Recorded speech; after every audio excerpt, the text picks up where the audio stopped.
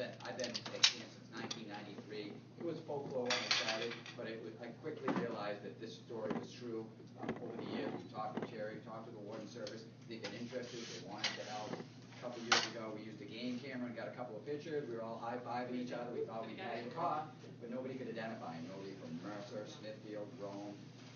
So he stepped up his game a little bit. We obviously have been working with the state police to report things that's happening.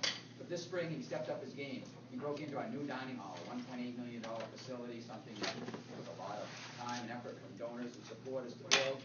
And he actually was breaking devices, breaking windows, doing damage to things. So Terry worked with Border Patrol. I think that's public information to find a way to catch this guy. And when I got the call at 1:15 in the morning, when your phone rings, you know something's going on. There's a death or an emergency.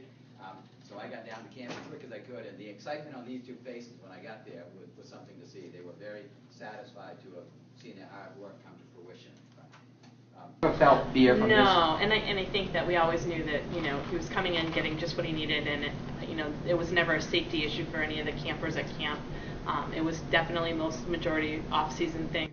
Whether he was feeding himself by hunting or fishing, and I'm just curious what he had the money for, if he ever used any of the money for any reason. Curiously enough, as a game warden, that was one of the few first questions. If you hunt and fish, because I'm concerned about. I asked if he trapped too, because I was concerned about firearms, fish, methods that he may have used to poach game.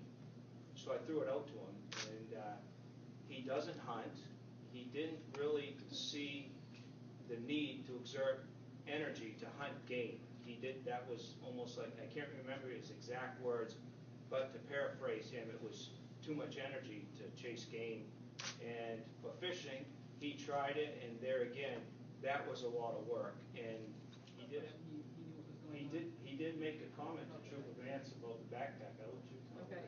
The photo that we released last fall, I think Steve McCausland referred to him as the backpack burglar. He said he had heard that, I think on TOS or something one day, and he thought it was him, but he wasn't sure. And I said, yeah, I believe that was the term that was used. And he said, well, he didn't really care for that term. I said, well, I've always referred to you as the Hermit, and he thought that was very complimentary. It was pleasing to him to be called the Hermit.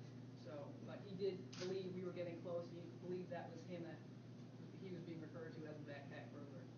So. Are you 100% convinced that he actually managed to live out in the woods for that long with no help from the outside? I mean, look at the that's pictures. why I think, like I said, you would really fully understand if you were there, one, to talk to him, or secondly, see the campsite. And there, to me, there would be no question in your mind that, yes, he was there without any help, and he's been there all this time.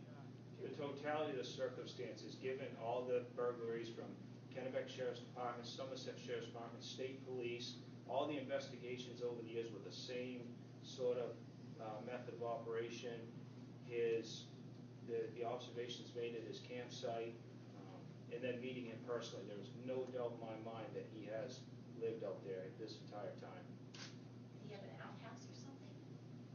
Go ahead, Sarge. Good answer, Diane. What was the question, ma'am? Did he have an outhouse or something? We had some wardens do a cursory search, some wardens accompanying state police when we went up to the campsite, and they did a cursory search around in the woods, and they said that he did have his designated area that he used as a restroom, so to speak. He had an area where he buried garbage. He didn't haul any garbage out, so he buried and disposed of the stuff right within the compound, so to speak, area.